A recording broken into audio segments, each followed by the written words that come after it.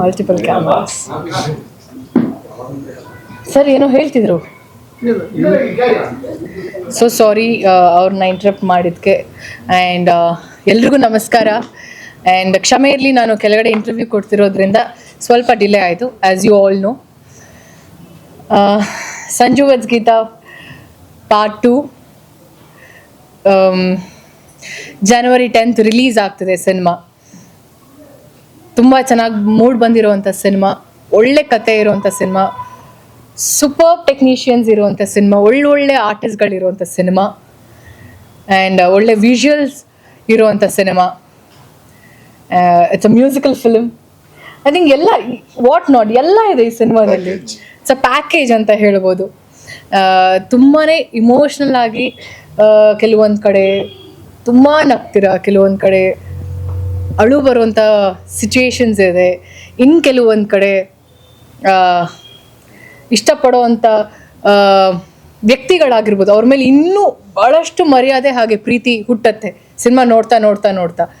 So ಒಂದಂತೂ ನಾನು dubbing ಮಾಡಬೇಕಾದ್ರೆ ನೋಡಿದಂಥ ಒಂದು ವಿಷಯ, ಸಂಬಂಧಕ್ಕೆ ತುಂಬಾ ಇಂಪಾರ್ಟೆನ್ಸ್ ಕೊಟ್ಟಿರುವಂಥ ಒಂದು ಸಿನಿಮಾ ಸಂಜು ಮತ್ತು ಗೀತಾ.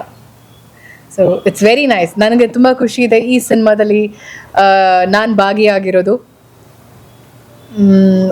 ಒಳ್ಳೆ ಪಾತ್ರ ಕೊಟ್ಟಿದ್ದಾರೆ ನನಗೆ director sir. So I am very thankful to him. And ಇಡೀ ಟೀಮ್ಗೆ ನನ್ನ ಕಡೆಯಿಂದ ಬೆಸ್ಟ್ ವಿಶಸ್.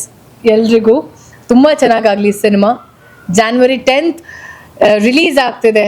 ಆ್ಯಂಡ್ ನಾನು ನಿಮ್ಗೆಲ್ರಿಗೂ ಫಸ್ಟ್ ಆಫ್ ಆಲ್ ಥ್ಯಾಂಕ್ಸ್ ಹೇಳೋಕ್ಕೆ ಇಷ್ಟಪಡ್ತೀನಿ.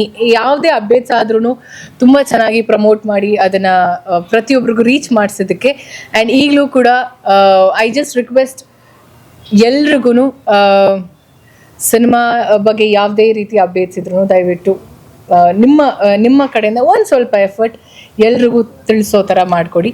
ಆ್ಯಂಡ್ ಸಿನಿಮಾ ರಿಲೀಸ್ ಆದಾಗ ಸಿನಿಮಾನ ನೋಡಿ ಹಾನೆಸ್ಟ್ ರಿವ್ಯೂಸ್ ತಿಳಿಸಿ. ಸಿನಿಮಾ ಎಲ್ಲೂ ಕೂಡ ಯಾರಿಗೂ ಡಿಸಪಾಯಿಂಟ್ ಮಾಡಲ್ಲ ಯಾವ ವಿಷಯದಲ್ಲೂ.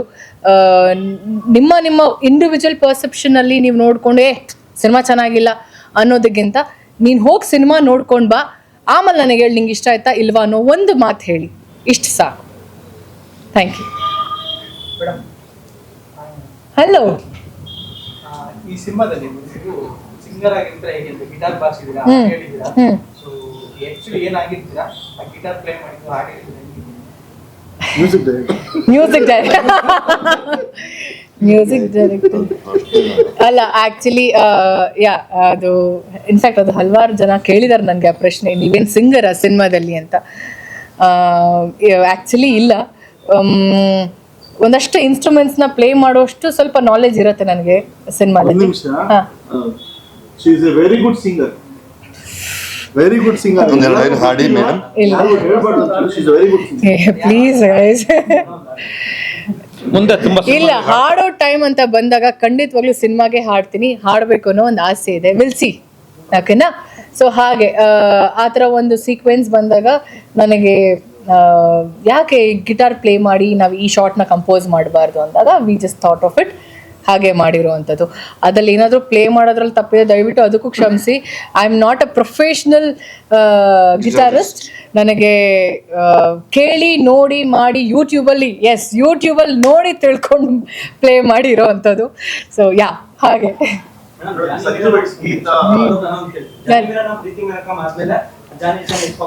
ರಮ್ಯಾ ಅವರ ಆದ್ಮೇಲೆ ರಚಿತಾರಾಮ, ಮತ್ತೆ ಇದರಲ್ಲೂ ಕೂಡ ಸಂಜು ಗೀತಾ ಒಂದಾದ್ಮೇಲೆ ಸಂಜು ಗೀತಾ 2 ಅಲ್ಲಿ ರಚಿತಾರಾಮ. ರಮ್ಯಾ ಅವ್ರನ್ನ ರಿಪ್ಲೇಸ್ ಮಾಡ್ತಿದ್ದಾರೆ. ತಡಿಯಪ್ಪ, ಈಗ ರಮ್ಯಾ MP ಆಗ್ಲಲ್ಲಪ್ಪ, ನೆಕ್ಸ್ಟ್ MP. ಏನೇನು ಹೇಳಿ? ಕ್ಷೇತ್ರ ಡಿಸೈಡ್ ಆಗಿಲ್ಲ, ತಡಿಯಪ್ಪ. ಅದವ್ರು ಹೇಳಿದ್ದು, ಇದು ನನ್ನ ಮಾತಲ್ಲ. ಇದು ಇಲ್ಲಿ ಯಾರು ರಿಪ್ಲೇಸ್ ಮಾಡೋದಕ್ಕೆ ಆಗಲ್ಲ. ಅದು ಎಲ್ಲ ಆರ್ಟಿಸ್ಟ್ಗೂ, ಅದು ಹೀರೋ ಆಗಿರ್ಬೋದು, ಹೀರೋಯಿನ್ ಆಗಿರ್ಬೋದು, ಅವ್ರದ್ದೇ ಆದಂಥ ಯೂನಿಕ್ ಸ್ಟೈಲ್ ಇರುತ್ತೆ, ಆ್ಯಟಿಟ್ಯೂಡ್ ಇರುತ್ತೆ ಸ್ಕ್ರೀನ್ ಮೇಲೆ. ಸೊ ರಿಪ್ಲೇಸ್ ಮಾಡೋಕೆ ಯಾರಿಂದ ಯಾರನ್ನೂ ಆಗೋಕ್ಕೆ ಸಾಧ್ಯ ಇಲ್ಲ. So she ruled when she was in the industry. So it's not that I am ruling ಅಂತ ಇಲ್ಲ. ಈ ಟೈಮಲ್ಲಿ it's like I am very much happy and ಖುಷಿ ಏನು ಅಂದರೆ ಅವರ ಸಿನಿಮಾ ಸೀಕ್ವಲ್ ಎಲ್ಲ ನನಗೆ ಬರ್ತಿರೋ ಅಂಥದ್ದು. I am very happy about it. ಇನ್ನು ಯಾವ್ದು ನೋಡ್ತಾ ಇದ್ದೀನಿ ಅಲ್ವಾ ಯಾವ್ದು ಯೋಚನೆ ಮಾಡೋಣ ಹೌದು